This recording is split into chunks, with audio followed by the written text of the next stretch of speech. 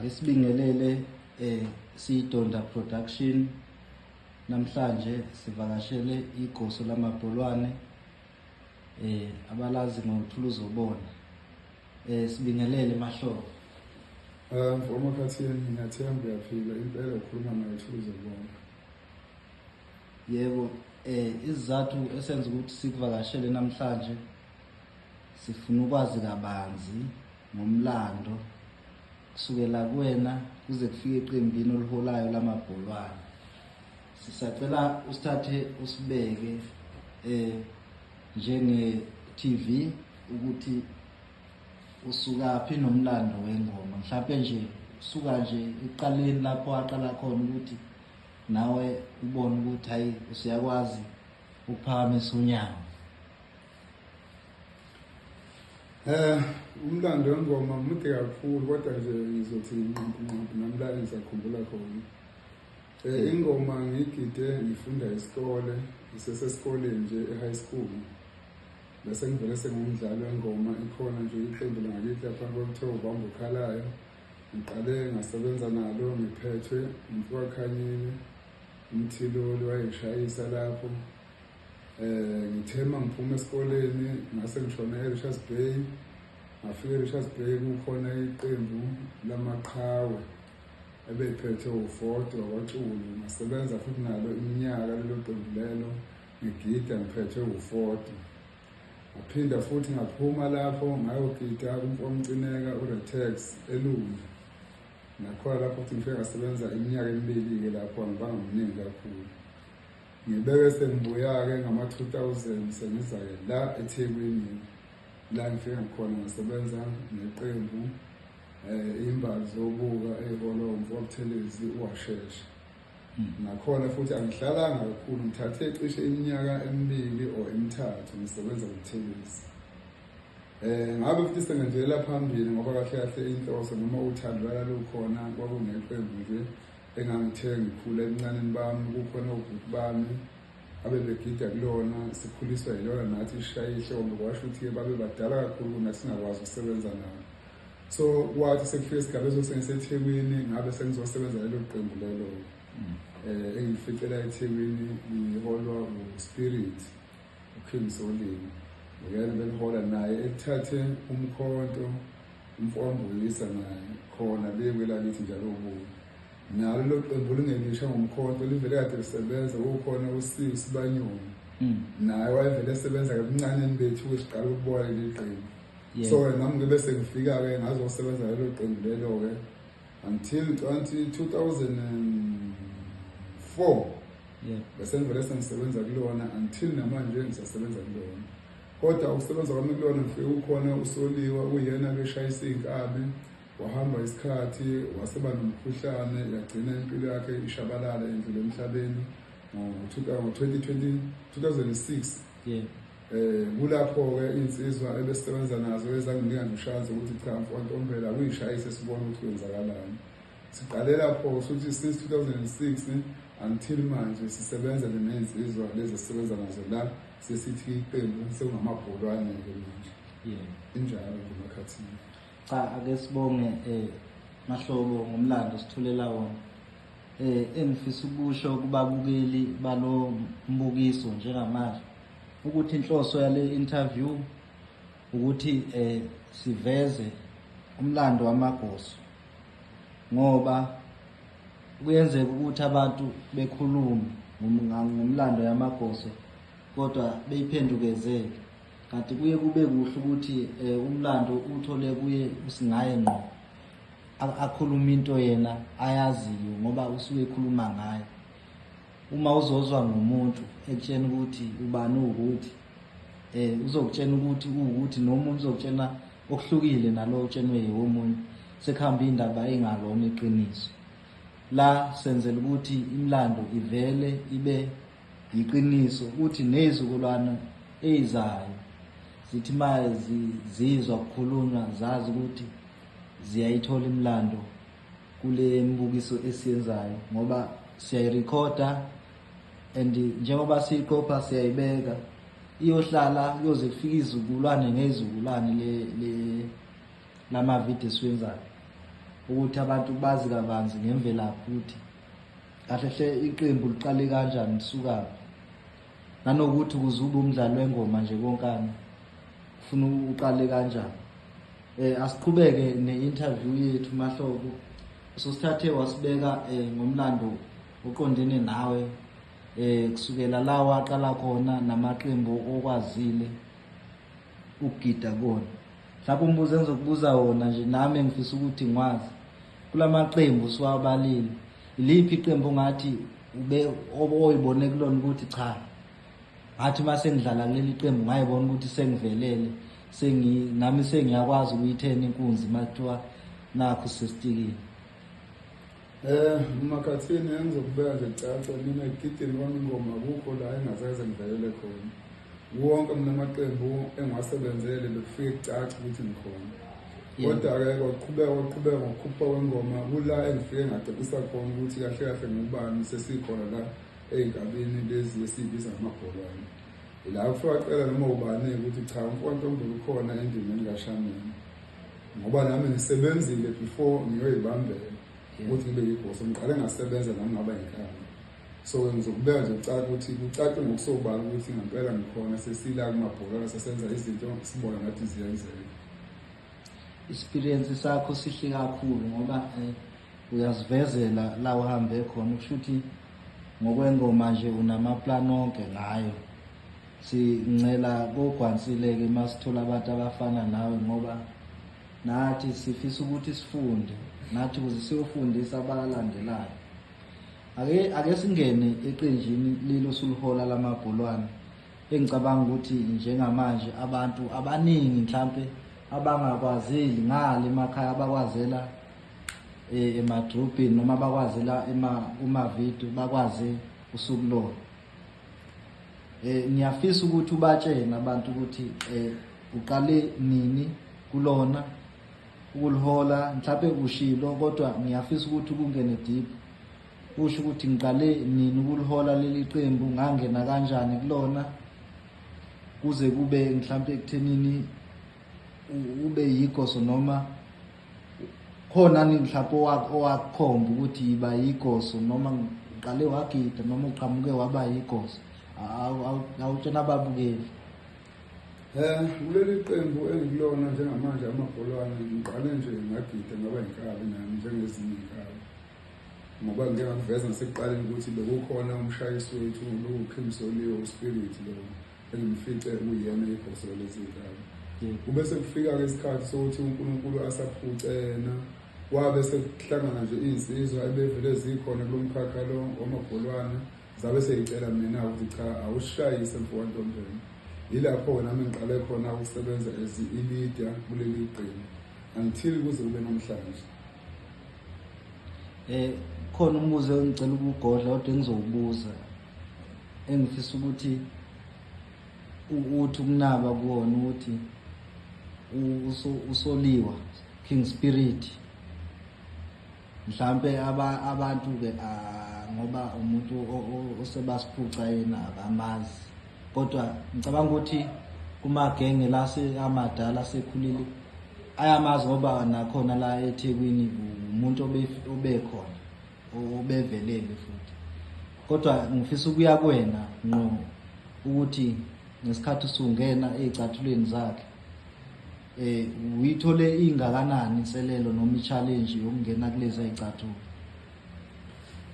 Inselelo akaze ngizibe nayo, akaze ngizibe nenkinga nje ngeneni ezicathulweni likaSoliwe. Isizathu lesi ngifike iy'nkabi bezikhona zivele ziwuthanda umsebenzi wazo, ziyithanda ingoma, zisebenza ngokukhulu ukuyimisela, izinga ivele zilikhuphule, ivele zisesigabeni sokuthi umhlaba noma amabhosi amaningi ayibhekile. So lokho kwangenzanga ngabi nayo ingcindezi, safe nje sasebenza ezivele, ngangivele ngifice iqembu elivele livuthiwe eliphekiwe, sasebenza nje kahle ngokukhulu ukuyimisela, ayikaze ibe khona ingcindezi. Kwabalula kuwena? Kwabalula nje kakhulu ngoba ngafica vele iqembu livuthiwe lisebenza nje lihlabana. Siyabona. Umbuzo wami bengithi ngizobe ngithi ugodla sengiyabona sengiyibona nje manje. uSpirit ungamchaza njengomuntu obenjani? Uspirit mhlawumbe ngizothi nje nami kafushane ngaye kodwa ke ngizodedela uMathamba ngoba ukhona naye insizwa nami ngifice isebenza vele iqembu ngaphansi kwakho Spirit. Kodwa nje engikwazi ngoSpirit bekuyigoso isikhathi esiningi ebelimisela kakhulu umsebenzi walothanda abantu abaningi futhi engineshow ukuthi uMashu iWema 17 akekho umuntu ebengamazi uKing Soliwe uSpirit lashizulu emthakathi ngendlela umdlalo wakhe ebewenza emahlabathini oqhekeza bayamazi akekho ngathi akamazi kwaMashu ngendlela nje benza ngayo kwelakithi kobuka akekho umuntu ebengamazi kuSpirit. So ngizongidedele nami Mathambo osebenze kakhulu naye ke emchaza ukuthi uSpirit bekumuntu onjani. Sibonga nami ngimncane kodwa ngathi mangivela ngakubona umncane kuKing Soliwe khona ngimncane nginjalo ngicabanga ukuthi ubhuti lapha ukhala Mathambo uzosithatha sibeke njengomuntu osebenze naye Mboyisa ake sibingelele ubhuti ukhala Mathambo. Yebo qhaphasha. Hayi ungabi nankinga nje siyayixoxela akukho kutheni kodwa sithe masixoxa sihamba phakathi nendawo safika lapho esifika khona ukuthi usidonse noma usitawu lapha khala Mathambo nawe ngicela ukuthi ukuchazela ababukeli ababukayo kulo mbukiso njengamanje ukuthi nakho sibuza ngegoso osebenze nalo noma mhlawumbe ngingazi ukuthi sibe ngakanani isikhathi singasichazela kodwa ukuthi usebenza iminyaka emingaki negoso uSpirit. Sibonga kathi ngathi sisebenzile nje iminyaka impela bemningana abantu ngo-2003 qala wami lapho nahamba uhambe u-26 cha kahle ebengikubuzile kuze ungene bengifisa ukuthola ukuthi uSpirit ube umuntu onjani ethimini noma eqenjini lamabholwane. Kathi hayi uSpirit bekuyindoda impela ibisebenza ngayo ingoma ukuyimisela engakubuya kwenje ubuhlakani yebo bengoma. Hayi uyasibeka esithombeni umuntu useyidwebela naye ukuthi uma ethi ubuhlakani usho ukuhlakani yini le akhuluma ngayo kodwa ke usenabele ungasabi ukusenabela makuthi ngoba siyawufuna umlando ngempela wona ingqikithi noma ingono yawo lekujuleni siyayifisa ukuthi siyithole kodwa ke asisho ukuthi lokho sinika khona aseneme ngakho. Ingathi nje ekhathini uSpirit bekumuntu ofana ininkabi zakhe imazi umuntu onjani ngoba ingoma ubuthi niphethe emlonyeni uthothi imali nifika khona akuseyi usenenye ayakhena la bekufika kanjani kuwena njengenkabi uthi mhlawumbe senihlangene uza kufika icece elisho ongalilindele noma mhlawumbe ebengahlanganisanga nani ngoba ngiyezwa kuthiwa bekumuntu obevele eqhamuke namacwecwe amasha njengoba nawe uyibeka njengamanje ukuthi hayi bevele eqhamuke nengoma. Bekusijabulisa thina njengabadlali bayingoma. Besijabulela lokho ngoba siyazi ukuthi la engoma sayishaya sekuyiyona yona le impela. Hayi ake ngithi ukubamba khala Mathambo kodwa ke cabanga ukuthi ababukeli bayamazi ukhala Mathambo uhleze phethe imic makune ingoma ebonga igoso lakhe uthi uzobona mhlawumbe sazoke sithi usihlephulela kancane uma siqhubeka ake siqhubeke nayo interview sibuyele kuMahlobo njengoba eseyibekile ukhala Mathambo ukuthi igoso elelanywe uMahlobo ukuthi belumuntu kanjani nabanye ke mhlambe bayazi kumagenge lawa abemadala ngicathi amanye amagoso asakhona aye khona ngesikhathi sakhe noma aye khona ngalezo izikhathi esabhilitile. Mahlobo asiqhubekeni nayo interview yethu size sibone ukuthi njengoba sekuwena umholi njengamanje ukuthi usibeka la mahlobo usungenile ke manje usuyahola inkabi amabholwane. Ngifisa ukuthola mina ukuthi ngabe ukhona nomdlalo la oke wathi uyafika khona wabona ukuthi hayi ngathi usenkingeni la akudluleki. Mhlawumbe khona igosi elivimbile nje usuhola amabholwane. Mhlawumbe nje ngingakafiki lapho emakhathini ake ngiqale ngicacise na. Impela lokho okuveza ukhala amathambo ngiyakwazi nami ngoba ngisebenzile nawo Spirit. Spirit bekuyindoda ibifundisa noma mhlawumbe ibinenkolelo ethi ingoma evunywa omunye umuntu akuyona ingoma leyo ufuna ukuyivuma kuthiwa phakathi kwensizwe. Ingoma ufuna kuyakhe uyidlala le ndlela ozoyidlala ngayo. Ushiyeke lokho ngempela eqembini ekufundisile ukuthi ungalaleli umaskandi bese uthatha leyo ngoma oyosebenza ngayo. Ingoma ufuna ukuzakhela wena. Ngendlula nje lapho ukuthi impela kuwumlando lo noma kuyinto ashiyele yona leyo ukuthi ingoma ufuna kuyakhe emlonyeni kube ingoma yakho wedwa. Cha uthinta iphuzu uthinte khona ngoba impela lapho uthinta khona abantu abazama uzakhela ingoma zabo befike laphana nezingoma bengafiki nezingoma zomaskandi. Uthinte iphuzu ke lapho umuthinta kanjalo lapho sishaye izinkulu izandla. Sikubonge nje lokho ngoba kuthina nje kuyasifundisa kakhulu ukuthi umuntu ingoma ahlehle ijulelwa kanjani. Ngangeke ngizwe ke nabo umaskandi mabechaza ukuthi ingoma eziningi bayithatha emagosweni. Ukusho ukuthi kahle hle abaqophi kahle hle yiwa amagoso. Kunjalo nje. Hayi asibonge lapho. Angiye straight embuzweni wakho obuzayo. Ngike ngaveza lapha emakhathini ukuthi ekusebenzeni kwami namabholwane kungenzela umsebenzi wabalula kakhulu. Ngoba ngifice izinsizwa la ziyithanda ingoma, zithanda ukusebenza ngokwengoma. So emagosweni besihlasela thina emagosweni ahlukahlukene. Sifice umzimba ngandlela asebenza ngayo kodwa nathi besathi siwathwesa umzimba. Ngeze ngiphike lokho izinsizwa ziyayidlala ingoma ushamene mnandi kakhulu kodwa besigabe ngakho thina ukuthi mase sifikile nathi iyobhala incwadi beyifunda abafundi mase kuthiwa sesikhona. So ke lokho bekungasho ukuthi mhlawumbe kufuna sineze umzimba besathi insizwa sineze umzimba nathi futhi sizoyinikeza umzimba futhi. Akaze kube lula la siwe sikhona nathi noma siwe amagosa ezosithwesa umzimba kodwa nathi mase fike sabhala incwadi bebeyifunda abafundi ukuthi zafika lezi zinsizwa. So lokho kungenzeka ukuthi mina izinsizwe njengeyificile kumabholwane ngayifica ziyithanda lezi zinsizwa ziclean ithanda ukuqoka kahle zibe zinhle zivele zibe zinhle intombini ngoba kahle kahle besigida thina ingoma siyigidele intombi. Ungekho sasuke sikubhekile besigida nje sifuna ukubuza intombi mawufuna ukubuza intombi kufanele ube clean bese wenza into yakho ibe yinhle intombi izoyibuka lento ziyithanda ibinjalo. So akubukho umzimba ngikuthwalile yonke into ibinhle nje ngoba egcineni amagoso besithi nathi manje sikhala ngawo nawo ekhale ngathi. So ke kwangekho challenge yayithi ngempela kube nzima ngomini. Wathinta iphuzu engifisa ukubuza lona angikubuza. Nenza kanjani nibe clean kanje emagosweni ngoba masingathatha amagoso ngawathatha amagoso ebe u10. Sithatha amabholwane mhlambe kuba ka 11. Amabholwane azoyiphuma inamba ngokuba ngenhlanzeko nje.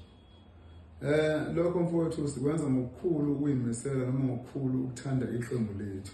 Bese sikwenze siyasiqinisekise ukuthi abafowethu khona abasuke benetoha khona abasuke bengenalo itoha kodwa laba abasuke bevuka bayabenza sure ukuthi abafowethu labesigida nabo bengabe sebebonakala ukuthi itoha lekho. Siyakhavana kahle kahle eqenjini ukuthi kulonyama ukuthi mhlambe mina ngime kahle ngizoyikhava inkabi kanjalo nomunye usuke bamba itoha naye wenza sure ukuthi umfowabo oseduze wakhe uyamkhava. Lokho kusiholela ekutheni zonke inkabi zibe zinhle. Sisuke sinemfundiso ukuthi wonke umuntu oseqenjini azi ukuthi maze kuthiwa sekufike isigaba sokuthi siyasebenza kufuneka azi ukuthi oseduze wakhe naye kufuneka egqoke njengaye ukuze kuphume into enhle.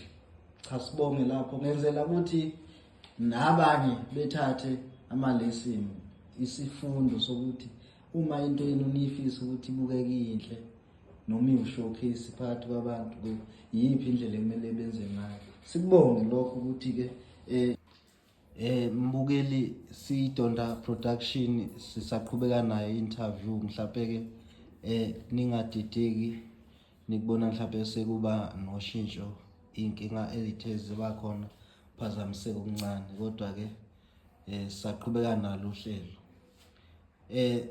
Mahlobo sisacela ukuthi usifahla mhlambe ususeqenjini la mabholwane ngomlando mayelana nokuthi mhlambe ukuhlabana kweqembu amabholwane sehlabane kangakanani ngoba nami khona enginolwazi ngakho kancane ukuthi iqembu lake lahlabana ngendondo lahlabana ngenkomo. Angikwazi ke okuningi mhlawumbe uzosithatha usibeke awutshena ababukeli.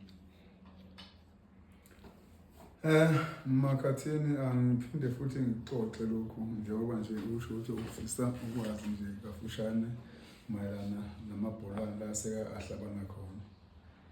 Amabholwane esehlabana mhlambe ikhathi ezininganyana impela nje. Ahlabanile lapha sekumaduma okukhona lapha enkomo, kukhona ubukhosi bethu obusiphethe bakwabiyela sawena inkomo lapho. Lo mdlalo waqhubeka ngo-2010 esasiseBuchanan nakhona kumdlalo okwasiholela ukuthi siqhubeke futhi size siyofika eKokstad. Nalapho tesahlabana ngeimali esingeze sayidalula. Kodwa ke lokho kusivula ukuthi ke khona okwenzakalayo ngeqembu lethu. Waqhubeka umdlalo omuhle wengoma nala esihlala khona esilungene eThekwini eWema amabholwane anayo indondo ahlabana ngayo futhi khona kweKashaman futhi. Kuningi ngeke ngize ngiqede emakhathini kodwa nje amabholwane asekhona impela ebalazweni hlabane kaningi. Asikubonge lokho sinibongele kakhulu ukuthi uma nisuke nidlala nithola imikomelo kusho khona ukuthi isuke inkulu into enisuke niyenza lapho. Mhlambe nasey'nkabeni seyingathi ngakhuthazeka ukuthi njalo makuthiwa nansi indlela yaphambili zikwazi ukuthi sukume zilithwala ijoka lokulwa naleyo ndlela. Ngizothi ke sithi ukuqhubeka kancane la phambilini kuye kwaba khona ingoma nje ukuthiwa esihlahla mhlawumbe inkabe ebeyidlala yona kuphela. Manje sekunezingoma uthola ukuthi manje ihlanganisa izifundwa njengengoma kaZwelonke nezinye ke izingoma eziqhamukayo ngokwehlukana kwazo. Mhlawumbe igoso lona ngokubuka kwalo lungakanani ushintsho olukhona mase liqhathanisa isimo samanje nesaphambilini. Sithathe leli thuba sibonga kakhulu kubafowethu laba abake behlelele imicimbi le emikhulukazi. La nathi sike sibona khona sesithola ingoma nezinye izifunda sifunde mhlawumbe ukuthi emsiki ingoma yakhona igidwa kanjani.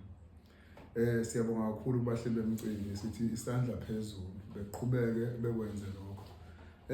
Engomeni izinga lengoma likhuphuka kakhulu Donda Production. Lithe ukukhuphuka.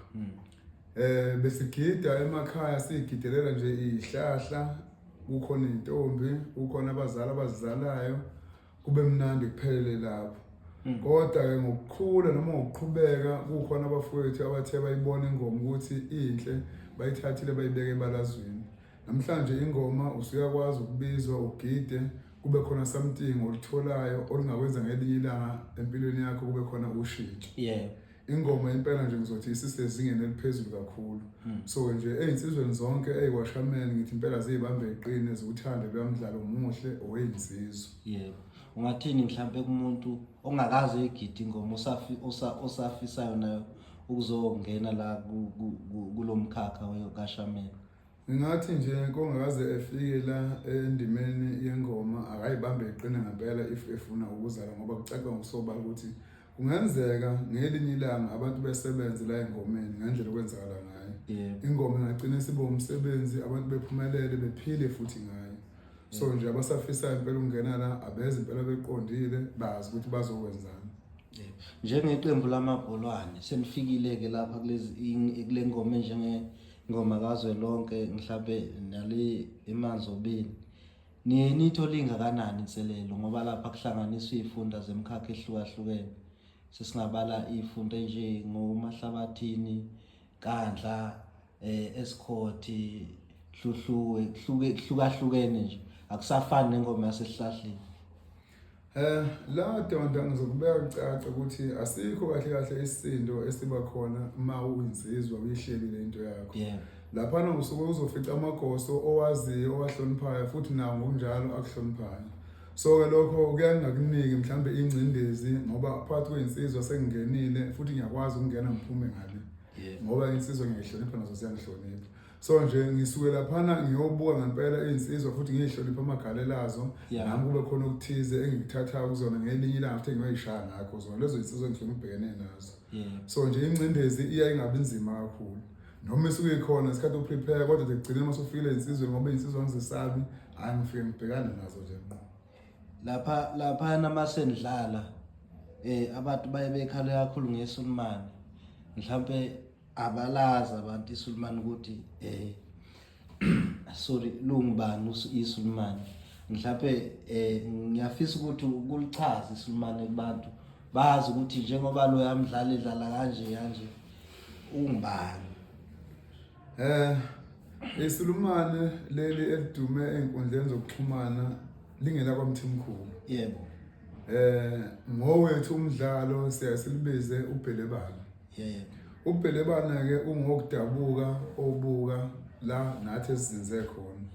Utheke ukuhamba kwesikhathi ke abazali base besuka beyokwakha enkandla la sekukhona esizinze khona manje. Le ngoma eligida iSulumane lisuka nayo ubuka njengoba nje ulibona liyazi nje lidlala lisobuka aliye kangaka ukuthi selihambela enkandla lethi seliyiyeka ingoma liqhubekela gida einkabini zasobuka engamabholwana ngoba namanje isadlala kumabholwana. Injalo nje indaba yeSulumane. Babukeli ke ababukela lo mbukiso njengamanje niyayizwela ikoso likhulumela lona bathi thuluzobona.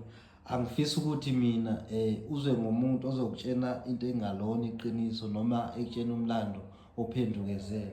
Ingakho ngithathela isikhathi sami ukuthi ngizobavakashela kuze ngimcoshele okuliqiniso ngamabholwane ukuthi amabholwane asuka kaphi kanjani, laba badlali abasuke bekhona bayisima kanjani ngoba baningi abantu abanakho ukukhuluma mhlawumbe umuntu esezoyedela amaspice akhe ngokungelona iqiniso. Kungcono ke ngoba sizwela ngomphathi wawo. Sizoqhubeka nayo interview yethu ngifisa ukuthi laphana kodwa uMathamba ngicabanga ukuthi bayamaza abantu ngeke ngathi kumveza laphana. Uyethi masungena laphana enkundleni kube uyakhasha esephethe mic njengegoso lapha mayisikuthuka liyansizwa ikuthuka ngale ndlela. Uyifikelwe yini masuphambi kwenkundla? Leyansizwa leyo mfomboyisa ewuMathambo mangizwa ithetha ngendlela isuke ingibonga ngayo isuke inginika amandla ngempela ukuthi ngibhekane nezinsizwa. Kahle insizwa ke isasazelwa ezinye insizwa ukuthi iphekwayo. Kahle usuke ethi impela ngigibele kubona usuke nginikeza nje amandla ethi angiyilo kunqamuka ikhanda makufanele kunqamuka ikhanda. So ke usuke nginikeza amandla ngamanye amazwi ethi phekwaba ngibhekane nazo insizwa. Kuba njalo ngempela ke futhi. Hayi cha ayasibonge lapho ngoba impela uma usuthuke ngale ndlela kuvuka uhlevane kunoma ubani siye sikubone kusugiye ukuthi hayi amandla asephezulu. Ngifisa ke ukuthi ngoba masihambela lemidlalo kanje sisuke sihlangane sizifunde ezihlukahlukene nemfundiso yethu ingafani. Mhlambe ngokwakho ongakusho njengegoso einkabini lezi okuyizona uthola ukuthi ziyasina ziyaphuma zihambe zoyihlalela ngaphandle ziphuzela ushwala noma zenza ama content kuzona ngathini kuzona. Engakubeka cace ukuthi mhlambe igoso negoso kuyomela ngempela libe nayo into ethini einkabini khona into ekuthiwa idiscipline. Mawusuke uqashiwe umnikazi womcimbi usuke kuyinhloso ukuthi lo mcimbi umenzele ube sezingeni ube muhle. Ukuze umcimbi ube muhle kumele nawe einkabini ube nediscipline. Inkabi ke nediscipline inkabe yazi ukuthi la ibekwe khona kuthiwa kunengoma khona ifika ihlale khona ishaye ihlombe kufika isikhathi sokuthi idlale makufika isikhathi sokuthi ifuneka iyochama ihambe iyochama ibuye izo-attend umcimbi emenyelwe wona ngoba ekugcineni isuke izokhokhela. Insizwa ke lezi ke zingayiphume zihambe zikwenza ama content uyithola seyishela intombi cha zinsizwa akunjalo. lokho kuyawona umcimbi akuphele mawuze nje engomeni izengomeni isikhathi sentombi sobe sisibona ngelinye ilanga esengoma nje kube sengoma mawuthi insizwe ithandile intombi yantshontsha awubusuhlala nje intombini ubuye wazi ukuthi uqashiwe uzosebenza umsebenzi wakho uqashe ngoba egcineni uzokhokhela. Cha hayi asikubonge lokho sengathi ke kungagcizeleleka kumakhoso njengoba inselelo uyiphosela wona ukuthi akube nediscipline amagoso nje ewonkana sengathi ngafunda na ukuthi ehloniphane ngoba uma igoso lizokushayela wena ihlombe wena bese uyaphuma usuhamba nezikabi zakho ushiya igoso kade likushayela ihlombe akuyili iqiniso lelo. Ngicabanga ukuthi lokho bahlukumeza kakhulu nabo abaphathi noma abahleli bayo imicimbi kodwa ke angibakhulumeli. Ngifisa ke ukuthi ke ukuyibongela sesiphetha nje kubalandeli bamabholwane bese mhlambe uyakusho ukuthi ke utholakala kuphi amabholwane atholakala kanjani mhlambe nakubahleli bemicimbi ungayibongela futhi nakubo ithuba lingelakho Mahlobo.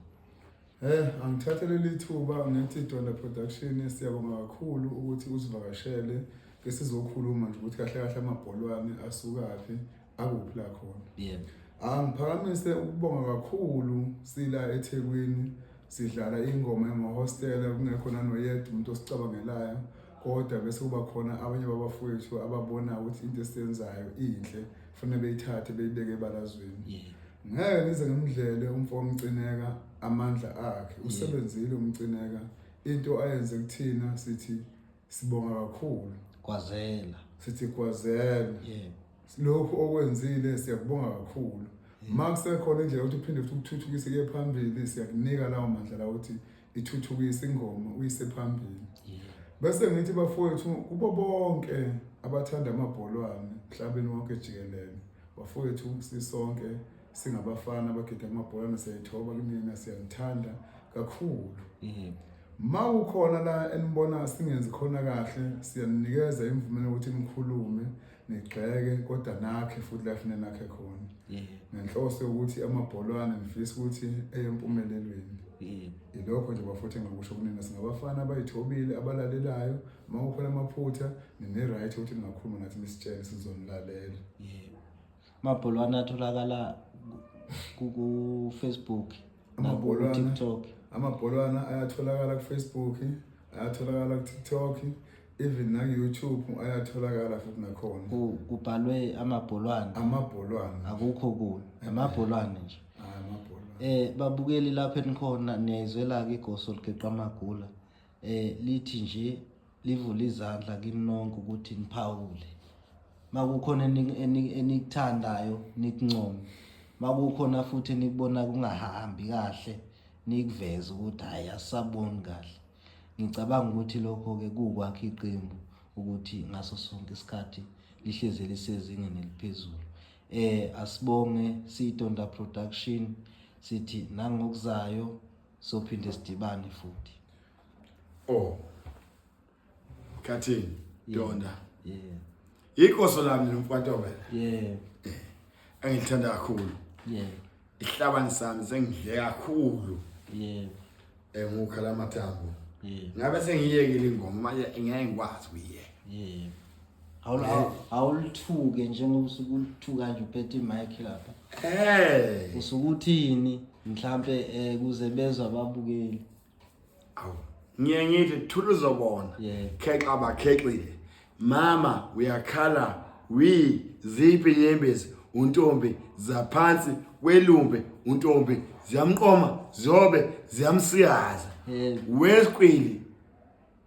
Wesikhwili siyakopela emadodeni wemfana ubashama khanda nje kanti wabanekwana sengabakho yini. Wazwa umuhle umbala ungathi wayinkomo zaNtombela unyembe zimbi ziyakhala ngoba lokho ikhalwe njalo ezakamkhanya. Ngisho kanjalo nje. Hawu siyabonga Khala Mathambo. Iyo ke lesi ezesuka ithuka igoso.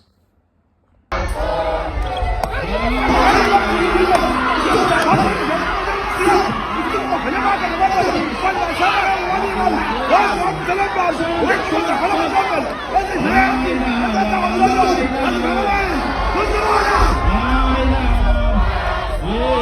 Sondela